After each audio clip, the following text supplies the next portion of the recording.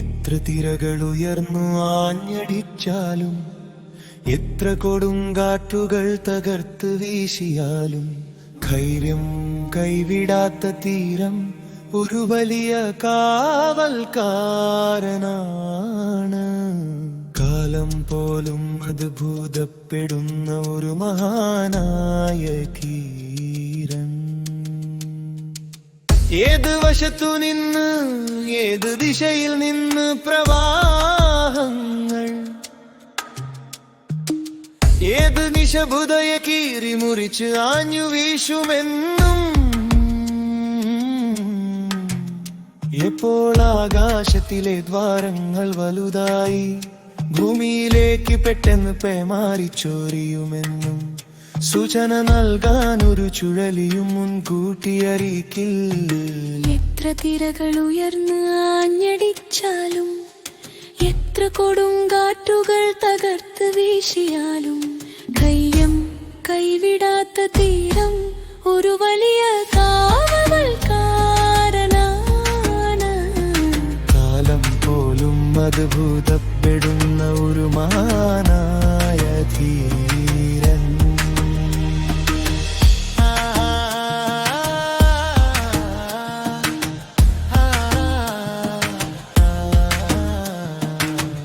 ആക്രോശത്തോടെ tsunami രാക്ഷസത്തിരകളുടെ അഴിഞ്ഞാട്ടം, അസൂയയോടെ super സൈലോണിന്റെ ഭീകരമായ കൊടുങ്കാറ്റ്, അഹങ്കാരത്തോടെ ഭൂഭ്രമണത്തിൽ പ്രവാഹങ്ങളുടെ താണ്ഡവം, ശത്രുതിരമാലകളുടെ ശല്യപ്പെടുത്തുന്ന പോരാട്ടം നിരന്തരം. എത്ര തിരകൾ ഉയർന്നു ആഞ്ഞടിച്ചാലും, എത്ര കൊടുങ്കാറ്റുകൾ തകർത്ത് വീശിയാലും, ധൈര്യം കൈവിടാത്ത തീരം ഒരു വലിയ കാവൽക്കാരനാണ്. കാലം പോലും അത്ഭുതപ്പെടുന്ന ഒരു മഹാനായ ജീവൻ. സൗന്ദര്യമുള്ള വിനോദ സഞ്ചാരത്തിനാലെരുതേ അവമം വഹിക്കുന്ന തീരം, കടലിന്റെ നടുവിൽ നിശ്ചലമായി പോകുന്ന കപ്പലുകളുടെ വരവിനായി, 1000 കൈകളോടെ അമ്മയെ പോലെ കാത്തിരിക്കുന്നു ക്ഷമായുധമായും. സ്നേഹം കവചമായും പ്രശ്നങ്ങളെ നേരിടുന്ന ധാർമ്മികത, നിർമ്മലത, നിരന്തരമായ കഠിനാധ്വാനം. ഇതാണ് തീരത്തിന്റെ ശക്തി കഥ.